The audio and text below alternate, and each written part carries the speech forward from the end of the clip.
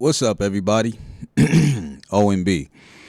Now, this right here is an article from Business Insider for you people who like to ask questions about what are your resources.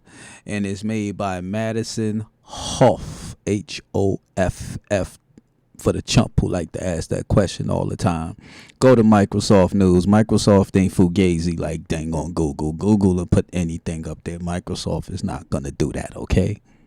Remember that. That's where I get my information from. Microsoft. All right, chump? But anyway, meet 3 people who quit food service jobs during the labor shortage.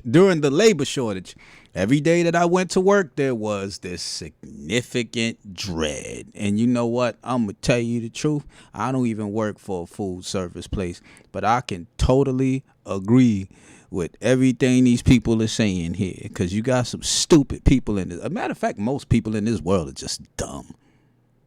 I hate to say it, but no, I don't hate to say it. I don't want to offend you. If you're not dumb, then you shouldn't get offended. If you're dumb, then you'll get offended. You're part of the most. But anyway, the food service employees we talked to all said that customers didn't always treat them with respect, even though they put their health at risk during the pandemic, which is true. I'm sorry, y'all, but I mean to work at a fast food place with people coming in and out and in and out, and then listen to. I'm gonna read some of these stories. All right. What is this? It says a former Starbucks employee recalled one customer who called them stupid and lazy. Nah, I ain't gonna lie though. In some of these cases, the people that they're hiring, some of them are stupid and lazy. But I can't say that about this situation. He said she wanted and he worked at Starbucks. He said she wanted a decaf Americano and didn't tell him that she wanted steamed, non-fat, and sativa in it. She didn't tell me all the things she wanted and then literally expected me to read her mind like that was her expression. And when I didn't, that's when she berated me and belittle me. He said she will never remember this day and that altercation, but I'll always remember that interaction and how little she made me feel. Then it says, Cordona similarly said customers weren't always the friendliest. I noticed that customers were starting to act almost like they were taking stuff out on us, he said. They would get upset, angry. Sometimes they would get violent, yell stuff at us, and it made it a hostile environment for us a lot of times. I don't see how y'all do it anyway. You know what I'm saying?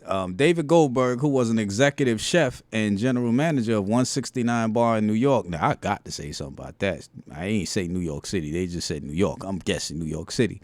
Said customers should treat restaurant and hospitality workers with respect. He left in November. I just felt like I'm anxious. I'm kind of stressed. I'm dealing with customers that don't want to wear masks. That's what I want to hit on. I'm just kind of over it. I'm just going to take a break, Goldberg said. He recalled one incident when the bar had only outdoor dining. One customer was told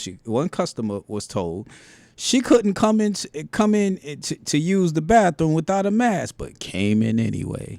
When she left the bathroom, Goldberg came out of his office to talk to her.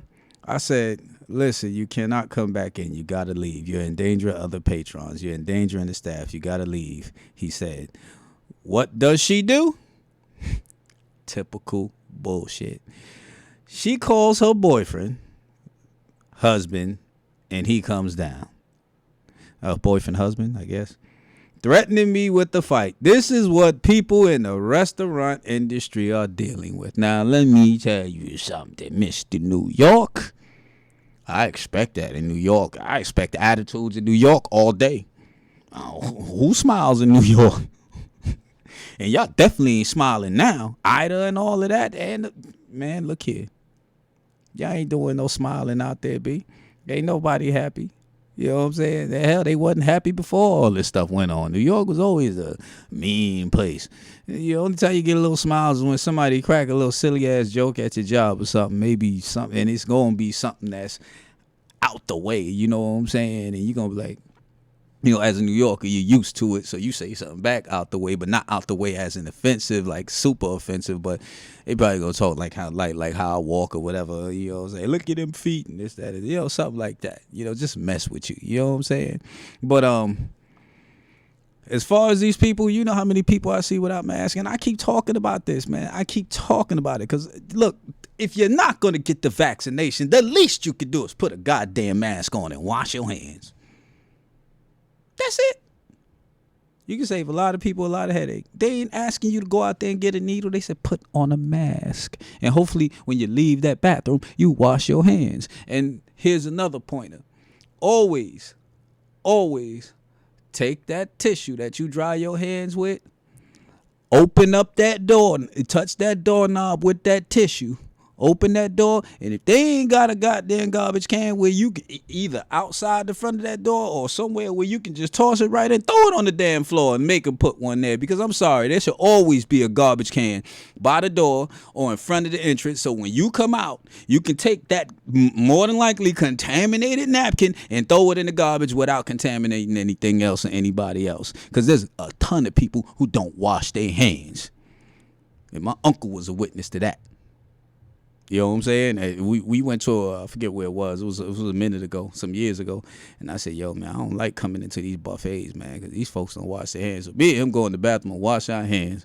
And sure enough, somebody come right off the toilet, funkying up the bathroom, and walk straight out the door, didn't even wash their hands. And guess where they went? Straight to the buffet. And a lot of them times when they touch them tongues or whatever it is that they touch, the next person touch it. Sometimes I even see the tongues and the spoons and stuff going into the food. You see what I'm saying? That's why I ain't did buffet. Man, might have did it 1 or 2 times. Other than that, I was like, y'all can have that. I'll cook my own damn food. But I'm just giving y'all some information, man. You know what I'm saying? I mean, people flipping out over this stuff, you know what I'm saying? They ain't gonna do you no damn good. If anything, it's gonna escalate it. It's gonna make you might catch it even quicker. You know what I'm saying? I mean, what's copping the attitude and all this and yelling at people gonna do?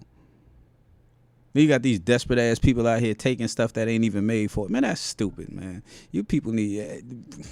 There's a lot more. I gotta talk about the next video. Well, not on here, but the next video, I got some stuff to tell y'all, B. Because this next generation, you folks who gonna be, when we're gone, you folks, they gonna have y'all, B. They got y'all. Y'all the disrespectful dang on generation, and they know it. O&B signing out. Peace.